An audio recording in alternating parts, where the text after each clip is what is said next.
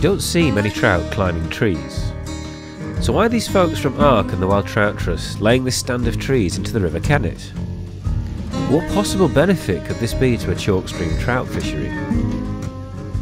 Well, instead of trout up a tree, think more about trout in a sunken fortress, a bolt hole that protects them from predators.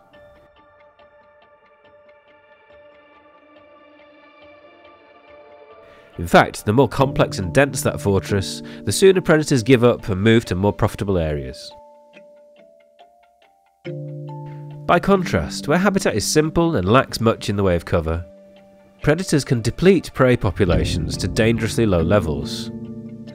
Not good for prey or predators. It's not just adult fish that need tree cover. Juveniles find it essential too, protecting them from flood flows, predators, including bigger trout, and also providing a place to find their own food while they grow. If it's not made of twigs, what does a real trout nest look like? Basically, a gravel mound or hump with the eggs buried inside. The hollow at the upstream end is where the female trout has dug out the gravel to cover over the eggs she laid. You'll often find groups of these nests, called redds, clustered together where the gravel is the right size and the flow is suitable. Those conditions rarely occur in highly simplified river channels, shown on the left. Instead, it is structurally complex habitat that gives the best chance for trout to complete their life cycles. Broadly speaking, the more variation in flow depth, current speed, riverbed particle sizes, surrounding vegetation, the better the chances for wild fish populations. With more varied habitat, you see a wider range of bugs and grubs being able to thrive and support the food web, not only as prey but also carrying out vital processes such as pollination and waste disposal. Animals higher up the food chain can eat those bugs, and each other, as well as eating seeds growing on plants pollinated by insects, and each of these animals require their own special habitat. What applies on land also goes for life below the water surface. A diverse food web and a range of habitats are needed to support healthy fish populations.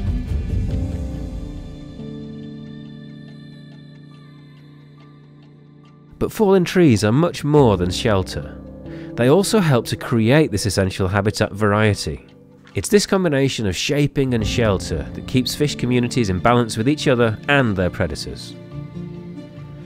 Habitat structure and a diverse food web create the foundations for life.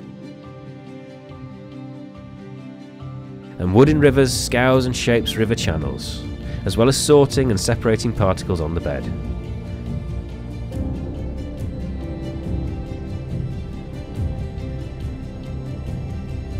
For instance, an important effect of large wood is to blow silt out from spawning gravel, and this also creates different habitats for a range of bugs. So the fallen wood is truly creating new spaces for life to thrive. Between the gravel grains, free from silt, these trout embryos receive enough oxygen to keep them alive.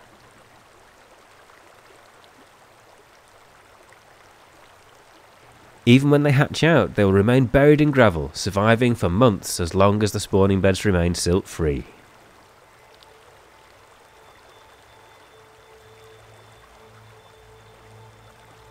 Pumping water over their gills gives them the oxygen they need, while they absorb their yolk sac completely,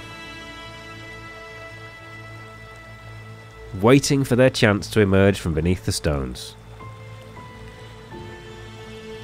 As well as helping keep gravel free of silt, fallen wood ensures there's a wide enough range of bugs and larvae to provide the baby fish with their first meals. And, as they grow, so too the size of prey they can tackle must increase, with diverse habitat ensuring a rich menu for the maturing fish. But surely, there's no way placing a single tree in a river could make a difference, could it?